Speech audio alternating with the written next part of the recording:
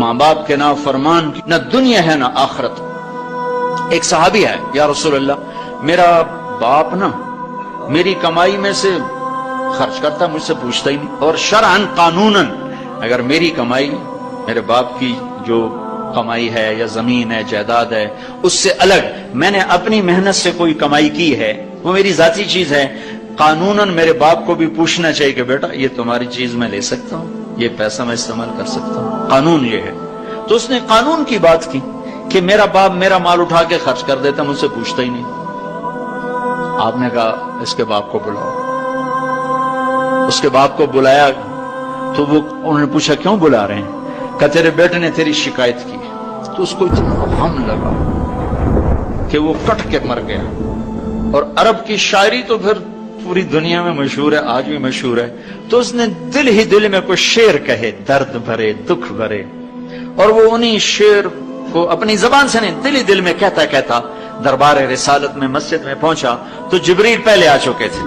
کہنے لگے یا رسول اللہ تعالیٰ فرما رہے ہیں کہ آپ اس سے کہیں کہ پہلے وہ شعر سنا جو تیری زبان سے تو ادا نہیں ہوئے، تو تیرے رب نے عرشوں پہ سن لیے۔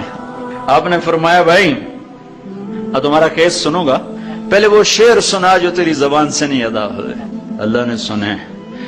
کہنے لگا یا رسول اللہ میں گواہی دیتا ہوں آپ سچے رسول ہیں، آپ کا رب بڑا طاقتور رب ہے، آپ کے رب کی قسم زبان سے ایک لفظ نہیں نکلا، دکھ بھری فریاد تھی جو دل کی دنیا میں اٹھی اور وہیں گم ہو گئی، سینے سے اٹھی اور سینے میں ہی دفن ہو گئی، پر آپ کے رب نے عرشوں پہ سن لیا۔ آپ نے کہا اچھا سنا تو صحیح میرے بھائی۔ میں کہا جی میں نے کہا بچے جس دن تو پیدا ہوا اس دن سے ہم نے اپنے لیے جینا چھوڑ دیا، ہم نے تیرے لیے جینا شروع کیا۔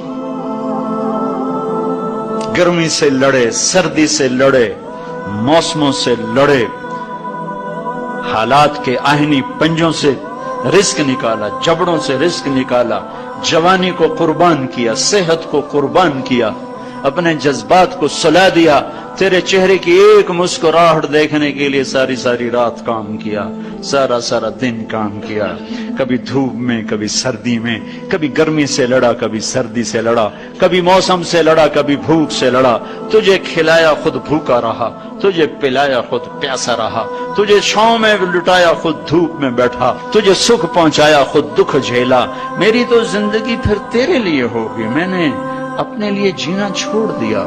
جب کبھی تو بیمار ہوا تو ساری رات میں اور تیری ماں تیرے سرانے بیٹھ کے دھڑ دھڑ دل دھڑک رہے ہوتے تھے، کہیں مر نہ جائے، کچھ ہو نہ جائے۔ ہسپتال پہنچے، ڈاکٹر کو بلاؤ، ٹیکسی بلاؤ، گاڑی بلاؤ، رکشہ بلاؤ، جلدی سے ہسپتال پہنچاؤ۔ اسی خوفناک خیالات میں ہم روتے تھے، پگھلتے تھے، ٹوٹتے تھے، بکھرتے گئے چلے گئے خشک پتے کی طرح، اور تیرے چہرے کی ایک مسکراہٹ کے لیے ساری مسکراہٹیں بھول گئے، تجھے صحت مند دیکھنے کے لیے اپنی صحت کے سودے کر دیے۔ اور اس طرح ایک دن نہیں گزرا، یہ شب و روز گزرے، دن اور رات گزرے، لیل و نہار گزرے، بہار و خزاں گزری، رت بدلی، موسم بدلے، بادل اندھیری بارش آئے اور گئے، یہاں تک کہ تو پروان چڑھتا گیا، میں ڈھلتا گیا، تجھ میں جوانی میں رنگ بھرا اور بڑھاپے نے میرے سارے رنگ نوچ لیے، تو سیدھا کھڑا ہوا تنے کی طرح، میری کمر جھک گئی کمان کی طرح، اور میں آسرے کا محتاج ہوا، تو طاقتور ہو کے جوان ہوا۔ پھر مجھے خیال آیا کہ میں اس کی انگلی پکڑ کے چلا، گود بٹھا کے چلا، کندھے بٹھا کے چلا، ہاتھ بٹھا کے چلا، اس کے لیے در در کی ٹھوکریں کھائیں۔ آج جب میں بوڑھا ہوا ہوں تو اب یہ میری انگلی پکڑے گا، میرا ہاتھ پکڑے گا، میں اس کی لاٹھی بنا، یہ میری لاٹھی بنے گا۔ لیکن ایک دم میرے بیٹے تیری آنکھیں ماتھے پہ چڑھ گئیں، تیرے تیور بدل گئے، تو مجھے یوں دیکھنے لگا جیسے میں تیرا باپ نہیں، میں تیرا نوکر ہوں۔ تو میں نے اپنی زندگی کو جھٹلا دیا اور میں نے کہا میں خواب دیکھ رہا تھا کہ میں باپ ہوں، نہیں میں باپ نہیں، میں نوکر ہی ہوں۔ میں پڑوسی ہوں. تو اچھا میرے دوست، اگر میں پڑوسی ہوں تو پڑوسی کو بھی تو لوگ پوچھ ہی لیتے ہیں. کبھی مجھے پوچھ ہی لیتا کہ بھائی کسی چیز کی ضرورت تو نہیں، کچھ چاہیے تو نہیں.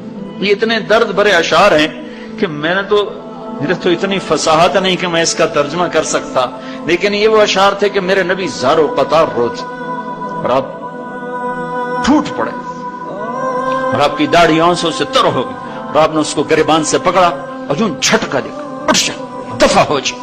انت و مالک لابیک، تو باپ کے خلاف مقدمے کرتا ہے، نکل جا، تو اور تیرا سب کچھ تیرے باپ کا ہے. یہ صرف روزے شب قدر سے متعلق نہیں ہے کہ ماں باپ کا نافرمان ہے تو اس کی شب قدر برباد ہو گئی. ماں باپ کا نافرمان ہے تو سب کچھ برباد ہو گیا.